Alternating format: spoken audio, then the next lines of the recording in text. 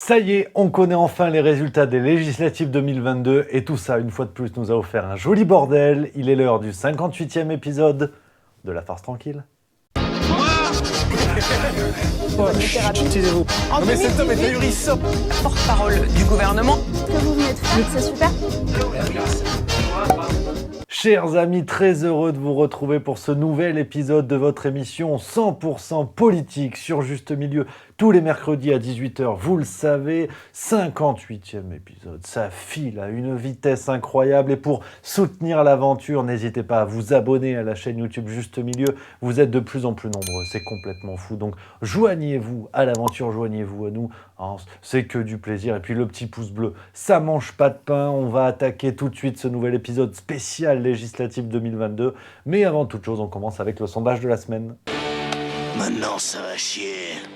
Allez, rapidement, avant de vous donner le résultat du sondage de la semaine passée et de vous donner l'intitulé de celui de cette semaine, n'hésitez pas à soutenir Juste Mensuel. Vous êtes plusieurs milliers désormais à vous être abonnés à la revue de Juste Milieu. Tous les mois, plus de 40 pages de contenu sans publicité. C'est vraiment un projet qui me tient à cœur pour vous proposer une revue entièrement indépendante et financée par ses lecteurs. Vous êtes nombreux à vous plaindre d'une actualité souvent qui est partisane, qui est détenue par des oligarques et autres milliardaires. Bon bah là c'est les lecteurs. C'est les lecteurs vraiment qui soutiennent l'aventure. Donc tous les mois, comme je vous le disais, vous retrouvez 5 auteurs, dont Marion Messina, Alexandre Langlois et bien d'autres, de la philosophie, de l'actualité, de la réflexion, de la ricanerie.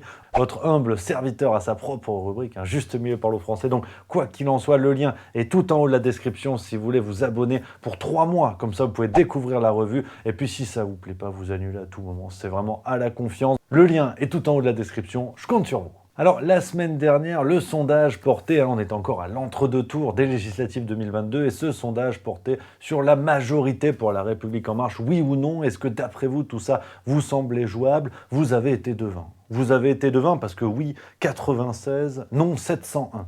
Donc voilà, comme quoi les sondages de l'Institut Juste Milieu ont du sens. Et cette semaine, nouveau sondage, alors toujours autour des législatives 2022, mais cette fois, est-ce un échec pour Jean-Luc Mélenchon? Oui ou non? Lien dans la description de la vidéo pour voter. Est-ce que d'après vous, ces législatives, finalement, après tout le battage médiatique qu'il y a eu, et on va y revenir, est-ce que tout ça est pour vous un échec pour Jean-Luc Mélenchon? Oui ou non? Résultat, la semaine prochaine. Alors avant de décortiquer les résultats et d'analyser un petit peu tout ça, on va y venir. Commençons avec le contexte général, parce que l'actualité politique ne s'est jamais vraiment arrêtée. On commence avec Elisabeth Borne. Je peux m'arrêter là, que j'en vois qui pouffe, arrêtez, soyez un peu respectueux. Parce qu'Elisabeth, elle était en visite dans le Tarn avant la tenue du second tour des législatives. Et en fait, effectivement, elle nous a donné la vision nouvelle un peu de La République En Marche. Pourquoi les gens posent des questions? Voilà, si tu poses pas de questions, il n'y a pas de problème. Tu vois, par exemple, il y a des citoyens qui sont scandalisés par les affaires sexuelles. Pourquoi, en fait? Donc sans parler de plainte ou d'abus, qu'un homme utilise sa stature d'homme de pouvoir pour avoir des faveurs, ça vous dérange pas? Mais bien sûr que ça me dérange. Mais Et bien pourquoi sûr. il est encore là? Attendez, Pourquoi mais personne ne dit rien? attendez, madame. C'est pas moi moi je suis pas juge, vous savez. Je suis pas juge. Là pour l'instant on a des témoignages anonymes dans un journal. Darmanin, ça a été jugé qu'il a eu des faveurs. Alors certes, c'est pas un abus sexuel, mais il a utilisé sa stature pour avoir des faveurs. Ouais, je crois qu'on tient peut-être la nouvelle façon de diriger de La République En Marche, c'est ta gueule. En fait, c'est ta gueule. Ouais, c'est marche ou crève. Mais dans l'intervalle, ferme ta gueule. C'est vraiment le but du jeu. Tu sens qu'il ne faut plus que le discours ait sa place, que les questions, les raisonnements. On avance, on marche. Même Emmanuel Macron, tu sens qu'il comprend plus rien à ce qu'il dit. Il était en déplacement en Roumanie, là encore, il y a quelques jours, hein, et il a sorti cette phrase qui restera dans les annales. Alors, reste à savoir de qui, mais nous devons arrêter la guerre sans faire la guerre. Écoute. Et en quelque sorte, comme je l'ai dit à plusieurs reprises, arrêter la guerre sans faire la guerre. C'est le sens même des 6 séries de sanctions que l'Union européenne a prises. Ah, c'est du génie. C'est du génie, mais c'est voilà, cette nouvelle ligne, plus rien n'a de sens. Et on va construire tout le sens là-dessus, donc c'est vraiment énorme. Et puis, je reviens à cette question de gens qui posent des questions ou qui parlent. En fait, c'est officiel ce que je te dis. Vraiment, ça n'a plus sa place. Continuez, Jackson, vous m'intéressez. On était le 9 juin 2022, Emmanuel Macron était en visite dans le Tarn, et il y a une jeune fille qui a décidé de l'interpeller. Parce qu'elle a dit, violences sexuelles, vous dites c'est la grande cause du quinquennat et tout ça, mais il y a quand même des gens qui ont été suspectés de ça, ou qui le sont encore. Hashtag Damien Abad sur les réseaux sociaux. Et bon, bah, tu vois, il a réagi tant bien que mal. Il l'a à peine écouté, quoi. Regarde. En attendant, vous mettez à la tête de l'État des hommes qui sont accusés de viol et de violence pour les femmes. Pourquoi? L'égalité vous parlementaire. j'étais là en train d'en parler. Monsieur, répondez-moi. Je l'ai accompagné et je continuerai de l'accompagner et de la protéger. Mais monsieur, il est accusé. Pourquoi? Oui, c'est ça. Égalité père-mère.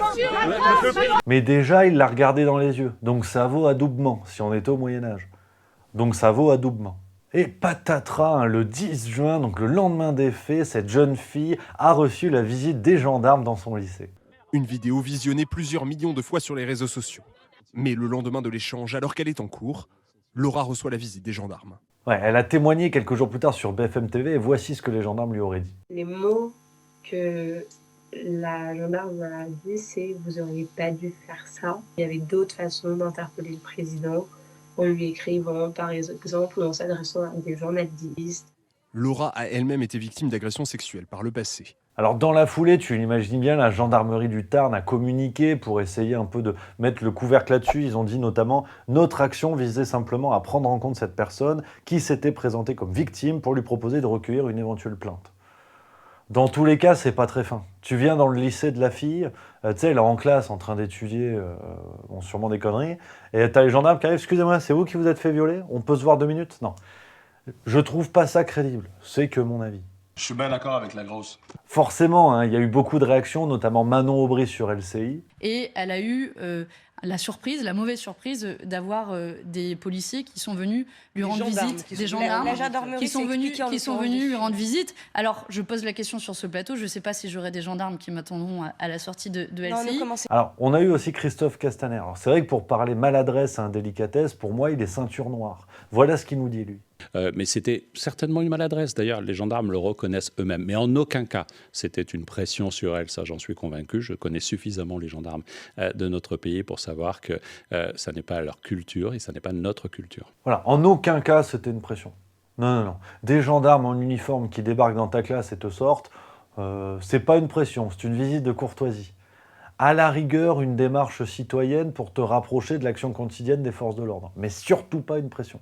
D'accord, oui. Alors les amis, je tenais vraiment à revenir sur cette séquence qu'il y a eu il y a quelques jours, plus de 10 jours maintenant, à l'heure où j'enregistre cette vidéo, parce que c'est vrai que cette affaire de la jeune fille qui a osé interpeller Emmanuel Macron sur la question des agressions sexuelles et en fait faire le travail de nombreux journalistes en France qui ne le font pas, je voulais absolument revenir avec vous sur cette affaire parce que finalement, peu de gens en ont parlé, ça a été très peu traité dans les médias et je trouve ça tout à fait scandaleux. Parce qu'à l'heure où la France se targue de faire des leçons de démocratie à tous les pays du globe à peu près, à l'exception du Vatican et de la Haute-Corse, ça pose question. Ça pose question parce qu'une dame qui interpelle le président de la République, le lendemain, elle reçoit la visite des gendarmes.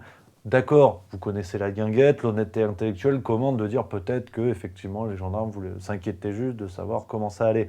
Maintenant, le timing n'est pas un... T'attends un petit peu, quoi. Que la séquence se tasse et puis tu viens une semaine après. Malheureusement, ça ne changera rien au quotidien de cette jeune fille qui a été victime d'agression sexuelle, d'après ce qu'elle dit. Donc, si tu veux, voilà. Non, le timing n'est pas bon. Et puis, ça renvoie une image qui n'est pas... Tu parles au président de la République, tu reçois la visite des forces de l'ordre sur une lycéenne. Hein, bon. Enfin voilà, on va continuer cet épisode de La Farce Tranquille avec le deuxième tour des législatives 2022. Vous l'attendez, ça y est, on a enfin les résultats. Bon, alors avant même ce deuxième tour, je vais y venir, mais c'est vrai que faut dire à Palpatine de se calmer. Enfin, Palpatine, c'est sa femme qui a les rides, mais c'est pas la question. Il a fait une affiche, Emmanuel Macron, pareil. Il y a l'affaire de la jeune fille, mais cette affiche aussi. Une affiche qui a été publiée sur le compte Twitter avec vous, donc c'est un truc autour du pouvoir en place. On sait plus, ensemble, Renaissance avec vous, vive le roi. On sait plus qui fait quoi, mais on sait que c'est la même galaxie. Le 14 juin, tu as une affiche où il dit « Dimanche, aucune voix ne doit manquer à la République ». Si tu votes pas pour lui, c'est pas la République. Ouais, c'est pas faux. Si tu pousses le raisonnement au bout, je vois même pas pourquoi elles sont comptées, en fait, les voix.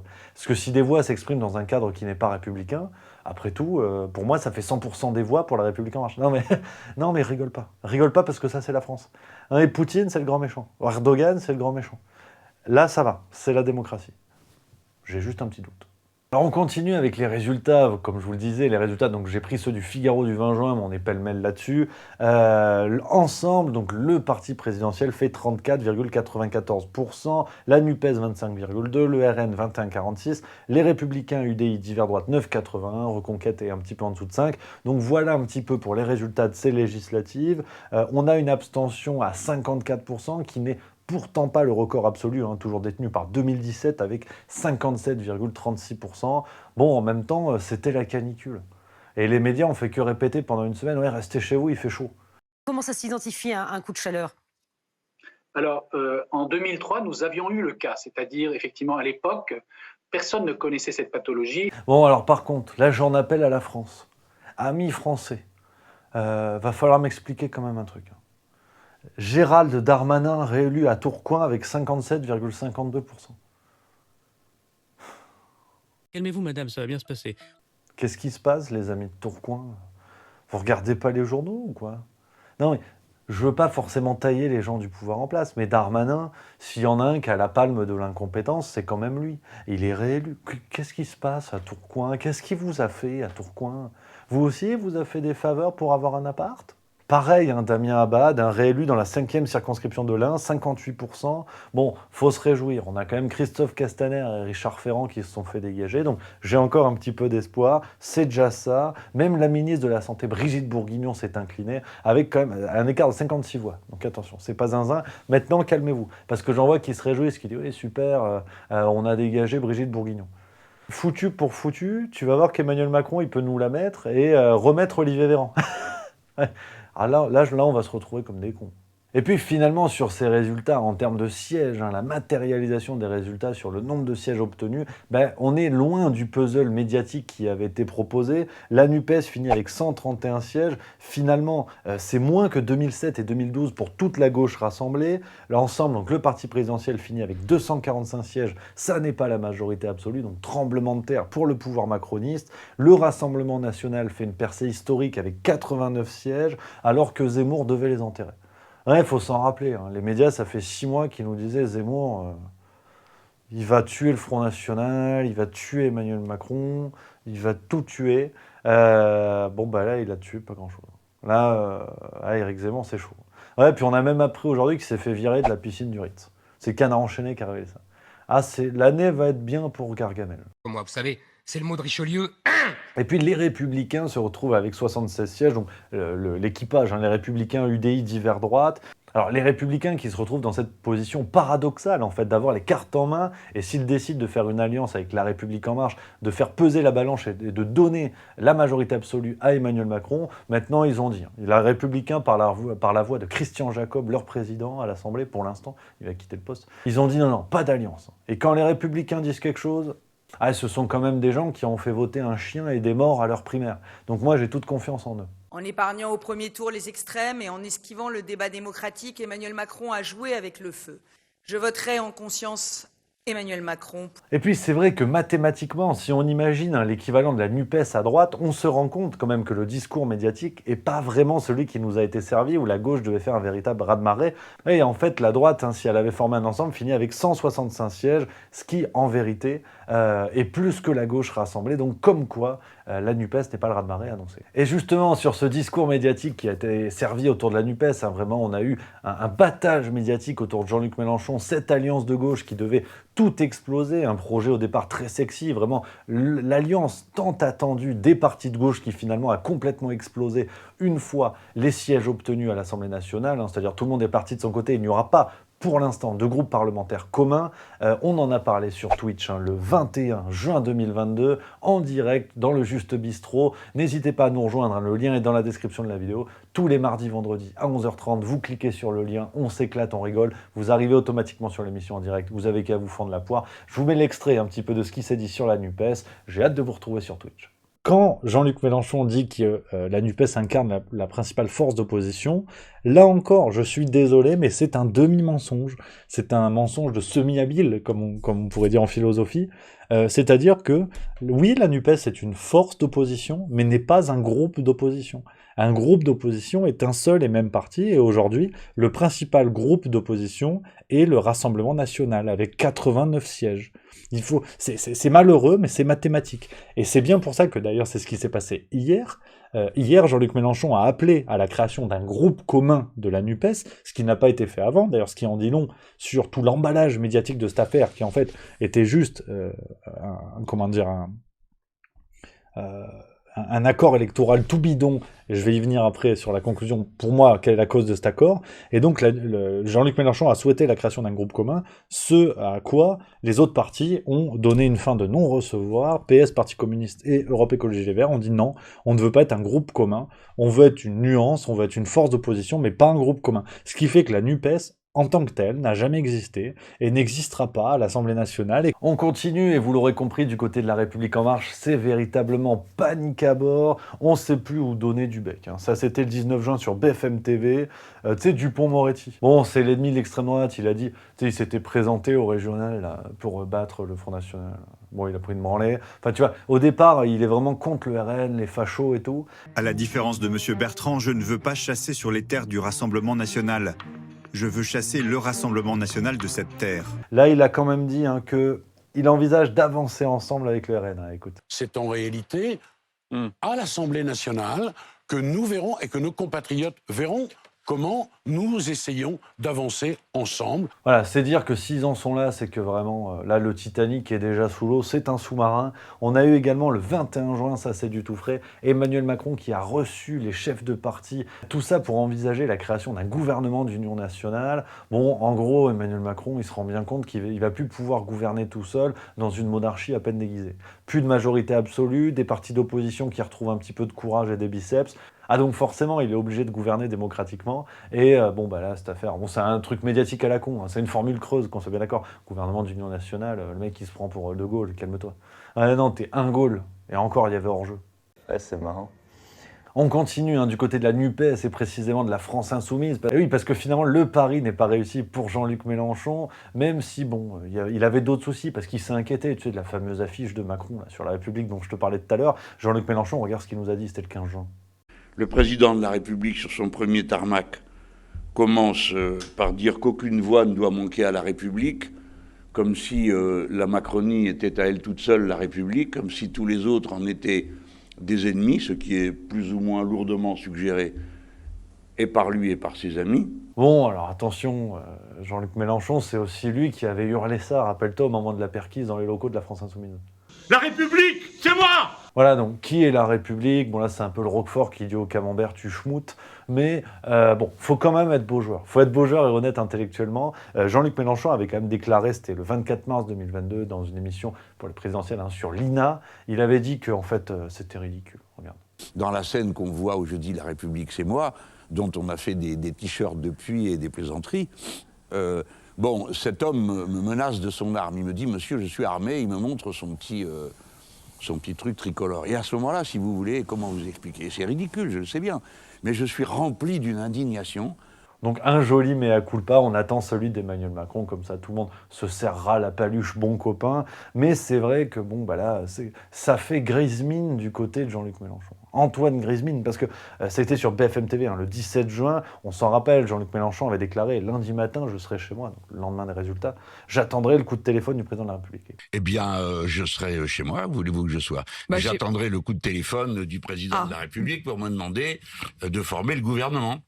Mais vous y croyez vraiment?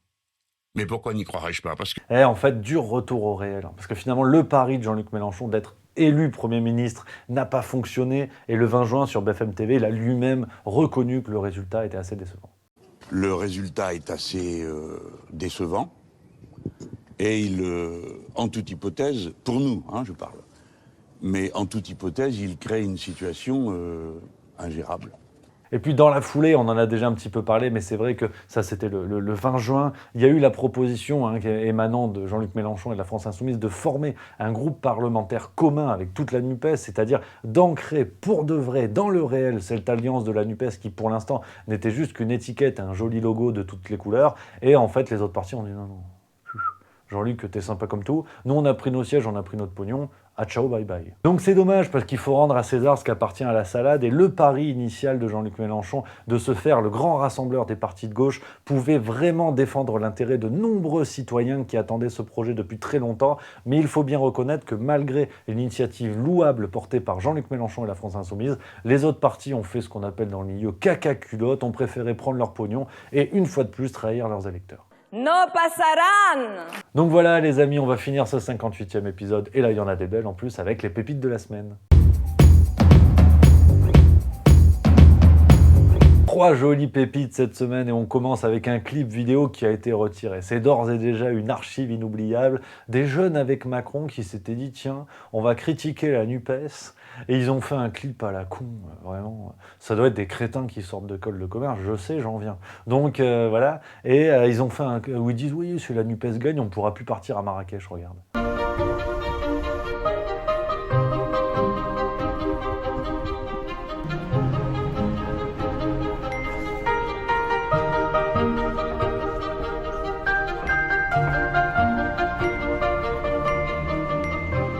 Possible. Ah, c'est dire la préoccupation des types. On a pu pouvoir aller s'acheter des babouches, ça les fait trembler du museau. On a eu également Sandrine Rousseau, parce qu'elle est députée maintenant. Il y a peut-être une émission qui est possible. C'est tous les 15 jours, un format spécial Sandrine Rousseau avec toutes ses pépites, parce qu'on n'a pas fini de l'entendre. Et là, elle a fait un discours. Écoute ce qu'elle nous a dit. On va l'entendre sans doute. Magnifique campagne que vous avez faite, je peux vous dire que tout le monde m'en parle. Ah, le langage inclusif jusqu'au bout des ongles. C'est tellement inclusif qu'elle a inclus les erreurs de français dedans. Parce que la campagne que vous avez faite, en fait, rien à voir. Ouais, non, c'est n'importe quoi, mais on ne l'avait pas attendu pour savoir ça. Et puis on conclut en beauté avec notre chouchoute. Mais ça devient vraiment la préférée dans la section Les pépites de la semaine dans la farce tranquille. C'est Rachida Dati, encore très en forme au soir des résultats du second tour. Moi je rêve pas, au contraire, c'est le cauchemar. Ça va être le cauchemar. Donc voilà les amis, on est au bout de ce 58e épisode de la farce tranquille. J'espère que ça vous a plu. Vous êtes de plus en plus nombreux à regarder cette émission. Merci à vous, merci pour votre soutien. Ça n'est que le début de l'aventure. En attendant, n'hésitez pas à regarder les autres vidéos juste milieu. C'est un plaisir inouï. Ou alors vous pouvez vous abonner. Moi je vous embrasse et on continue.